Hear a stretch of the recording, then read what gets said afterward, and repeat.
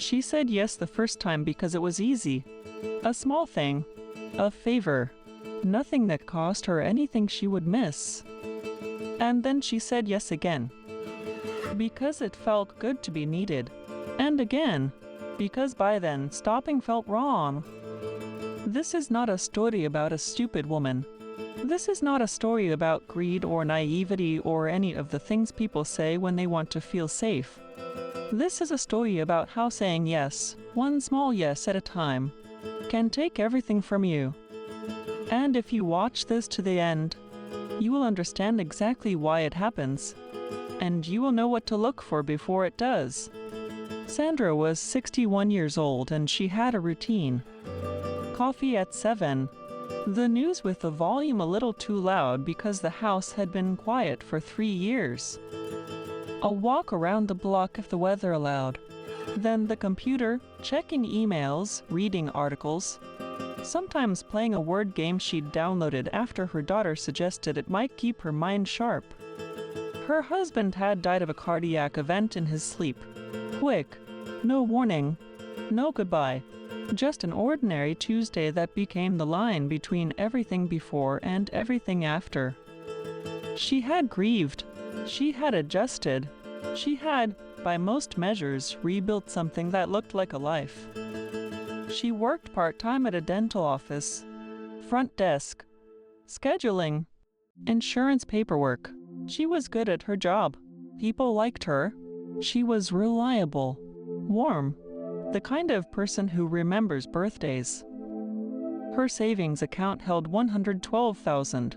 That was the money from her husband's life insurance, which she had kept untouched in a high-yield savings account because she wasn't sure what to do with it, and moving it felt like a decision she wasn't ready to make. Her monthly expenses were manageable. The mortgage was paid off. She had a small pension from years of administrative work before the dental office. She was not wealthy. She was stable. She was careful. And she was, in the way that many people are after a long loss, very lonely without quite having a word for it. It started on a platform she had joined to keep up with her grandchildren. A connection request, a man named Daniel, a profile photo that showed someone in his late 50s, silver at the temples, a kind face, outdoors somewhere with light behind him, a short bio, widower, retired civil engineer, living in Portland, originally from Ohio. She didn't accept immediately. She looked at his profile for a few days. Nothing seemed alarming. Nothing seemed wrong. She accepted. He wrote first, not a generic opener, something specific. He said he had noticed she liked to post about a nature documentary, the one about migratory birds, and that he had watched the same one and found it unexpectedly moving. That was the word he used, unexpectedly moving. Sandra thought, that's exactly how I would describe it. She wrote back, they talked every day for 3 weeks.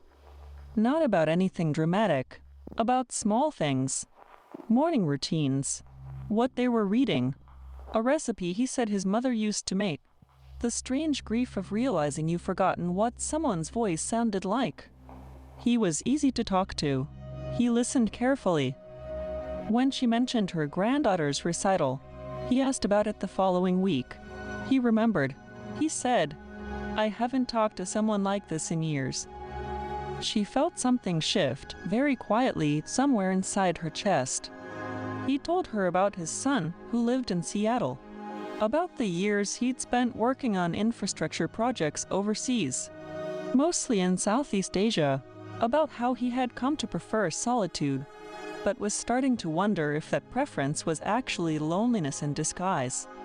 She told him about her husband, about the Tuesday, about the too loud television. He said, I think about you more than I should. She read that sentence 3 times. She didn't respond for a moment. Then she wrote, I think that's okay. And now, looking back, she knows exactly when it started. Not when the money moved. Not when the requests began. It was that sentence. I think about you more than I should. because it was the first thing he said that required something from her. Not just attention, but permission. And she gave it without hesitation, without asking herself why a man she had never met needed her permission for anything. She said yes. She didn't even notice it was a yes. By the 6th week, the conversations had moved to a different app. One he suggested because it had better privacy settings and he was careful about data. She downloaded it without question. The messages came earlier now, sometimes before her coffee, sometimes late at night. She started checking the phone when she woke up, before she did anything else.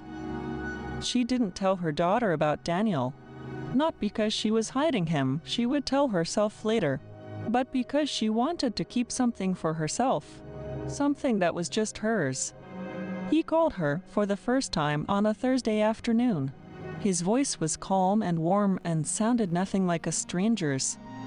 "I wanted to hear your voice," he said, "just once, just to know what it sounds like." She stayed on the phone for an hour and 40 minutes. He talked about meeting in person, not urgently, just casually, the way you mention a plan that feels inevitable but doesn't need to be rushed. "When this project wraps up, I want to come to your city," he said. He was in the Philippines, he explained, overseeing the final phase of a bridge rehabilitation contract. It was supposed to be finished in 6 weeks, maybe 8. She imagined what it would look like. Dinner somewhere, a walk, the strange normalcy of sitting across from someone she had only known in words. She said, "I'd like that." He said, "I'd like that too." It was 5 weeks later when he mentioned, almost as an aside, that there was a complication with his project payments. A banking issue. An international wire that had been flagged. Nothing dramatic, he said. But it meant he was short on funds for a specific supplier payment, and he needed to front it himself to keep the project moving. Just temporarily. Just until the wire cleared. He was not asking her. He was explaining. "I'll figure it out," he said. "I just hate this kind of thing." She sat with that message for a while. Then she wrote, "How much do you need?" He said no. He insisted. He apologized for even mentioning it. She asked again. He said 2,200. She said yes. She didn't think of it as sending money to someone she'd never met. She thought of it as helping someone she knew, someone she spoke to every single day, someone who remembered her granddaughter's name, someone whose voice she recognized. She sent the transfer through a service he had named. She felt a small nervousness as she did it. But he called her 20 minutes later, relieved and grateful, and the nervousness dissolved. He said, "You made me feel alive again, you know that?" She didn't say anything for a moment. Then she said, "Me too." The wire cleared, he told her. The payment was made. Everything was fine. He did not pay her back. Not yet. The project was close to completion, he said. And when he received his final disbursement, he would send her everything, plus interest, plus a gift he'd been thinking about. She told him he didn't need to do that. He said, "I want to see you in real life. Then we'll figure everything out." 3 weeks later, there was another complication. A customs issue with equipment, different from the last one. 4,800 this time. He hesitated before asking. She could hear him hesitating even through text. The long pauses before his messages, the apologies before the number. She said yes. And here is the thing that is hardest to explain from the outside. Every time Sandra said yes, she had a reason. A real one. Not just emotion, logic. He had explained the situation clearly. He had sent her documentation, project photos, a company letterhead, something that looked like a contract. Everything was consistent. Everything matched. But here is the question no one was asking. Who sends documentation to a woman they've known for 2 months on a social media platform? Someone who anticipated the doubt and prepared for it. She didn't know that yet, and the question would stay open in the background of the story, just beneath the surface, for longer than it should have. Over the following 11 weeks, Sandra sent money 7 more times. 3,600 for a legal clearance delay, 7,100 for a bonding issue with the local contractor, 5,500 to cover a medical emergency. His son, he said, had been in a car accident in Seattle. Not serious, but the hospital needed a deposit. 9,400 for a tax hold on his international payment. He said it was a common problem with contracts over a certain amount and he dealt with it before, but never this close to the finish line. 11,000 after a week of near silence that had frightened her, followed by a call where his voice sounded exhausted and quiet and grateful in a way that made her feel, against all reason, like she was the only person who could help him. 14,500 for what he called the final clearance. After this, he said he was coming home. He would land in Portland, then fly to her. He had already looked at flights. And then 18,000, because the company's escrow account had been frozen during an audit, and without this amount, everything they had worked toward would be delayed indefinitely. She had sent, at this point, 73,400. She had 38,600 left. She knew somewhere she couldn't quite access that something was wrong. Not because the explanations had stopped making sense. They still made sense. He still made sense. But there was a weight that had started sitting in her chest that she couldn't name. A kind of exhaustion beneath the hope. Her daughter had noticed she seemed distracted. Sandra said she was just tired. She didn't mention Daniel. She didn't mention the transfers. She had started checking her balance every morning the same way she checked his messages. Automatically, first thing, before she was fully awake, she had 38,600 left. She was afraid of that number, not because it was small, it was still something, but because she could see, for the first time, that it had a bottom. He asked for 21,000. She sat in her kitchen for 2 hours. She called him. Not a message. A call. She needed to hear him, needed something she couldn't get from text. He answered on the 3rd ring. His voice was warm. Tired, the way it always was lately, but warm. She asked how he was. He told her. She listened. And then, in the quiet after he finished speaking, she said it. "Are you really who you say you are?" A pause. Just a breath's worth. Then a quiet exhale, almost like sadness, and he said, "Sandra, after everything, I know this is hard. I know you're scared, but you know me. You know who I am." His voice didn't waver. He told her about the first conversation, the Birds documentary. He told her things about her own life that she had shared over months. The recital, the Tuesday, the too loud television. He said her name again, very carefully, the way someone says a name when they want it to feel like a hand being held. She believed him. She sent 21,000. 3 days later, the messages stopped. No warning. No explanation. She wrote in the morning. No response. She called. Straight to voicemail. She called again. Same thing. She wrote again that night. Carefully. Calmly. Not wanting to seem desperate. She waited. Nothing. The next morning. Nothing. Then the account was gone. No profile. No message history. No trace. She sat at the kitchen table. Her coffee went cold. She picked up her phone. She put it down. She picked it up again. She had 17,600 left. She opened the app where their conversations had lived. There was nothing there. Just a screen that told her the account didn't exist. She checked the original platform. The profile was gone. She typed his name into a search engine. Nothing that matched. No civil engineer named Daniel from Ohio. No bridge project in the Philippines. Nothing. Her hands held the edge of the table. Her breathing changed. She sat very still. She didn't cry. Not then. She just sat. And after a long time, she picked up the phone and called her daughter. Her daughter answered on the second ring, cheerful, mid-morning. Sandra opened her mouth. Her hands were still gripping the table edge. She said, "I need to tell you something." The loss was not only money. The $94,400 was gone, confirmed by the bank, by a fraud investigator, by a specialist at a non-profit that works with scam victims. No recovery was expected.